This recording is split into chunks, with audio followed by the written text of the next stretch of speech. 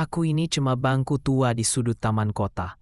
Catku mulai mengelupas, kayuku sudah tak muda lagi. Tapi setiap hari, aku mendengar cerita tentang harapan, tentang kecemasan, dan tentang ekonomi yang kadang berjalan tertatih. Pagi ini, angin berembus pelan. Aku mendengar bisik-bisik tentang pajak, uang negara, dan keputusan besar yang tak selalu mudah. Katanya, selama 9 bulan pertama, ekonomi sempat melemah. Usaha kecil menahan napas, pekerja berhemat, dan penerimaan pajak pun tak mencapai target seperti yang direncanakan di APBN. Menteri Keuangan mengakuinya dengan jujur. Pajak memang penting, tapi saat ekonomi sedang lesu, menarik terlalu keras justru bisa membuat roda berhenti berputar. Maka dipilihlah jalan yang lebih sabar. Beberapa penarikan pajak ditunda, bukan karena lalai, tapi karena ingin melindungi pemulihan. Inilah yang orang-orang pintar sebut sebagai kebijakan counter-cyclical.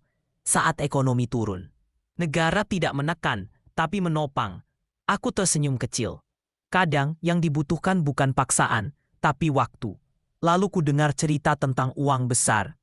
Bukan ratusan ribu, bukan jutaan, tapi 75 triliun. Dana ini sebelumnya disimpan di perbankan. Bagian dari total 276 triliun yang ditempatkan pemerintah. Uang itu aman, tapi diam. Dan uang yang diam tak banyak bercerita pada ekonomi. Akhirnya diputuskan, 75 triliun ditarik kembali. Bukan untuk disimpan, tapi untuk dibelanjakan. Untuk gaji, proyek, bantuan, dan belanja negara lainnya. Agar uang itu mengalir, bergerak dan menyapa pasar, warung, serta para pekerja. Karena uang yang dibelanjakan negara, katanya, lebih cepat menghidupkan ekonomi dibanding uang yang hanya mengendap di bank. Namun tak semua ditarik. Masih ada sekitar 200 triliun yang tetap tinggal di perbankan. Sebuah cadangan. Sebuah penyangga. Karena negara juga harus bersiap untuk hari yang belum terlihat. Di bangku tua ini, aku belajar satu hal. Keseimbangan itu penting. Terlalu boros bisa jatuh, terlalu menahan bisa beku.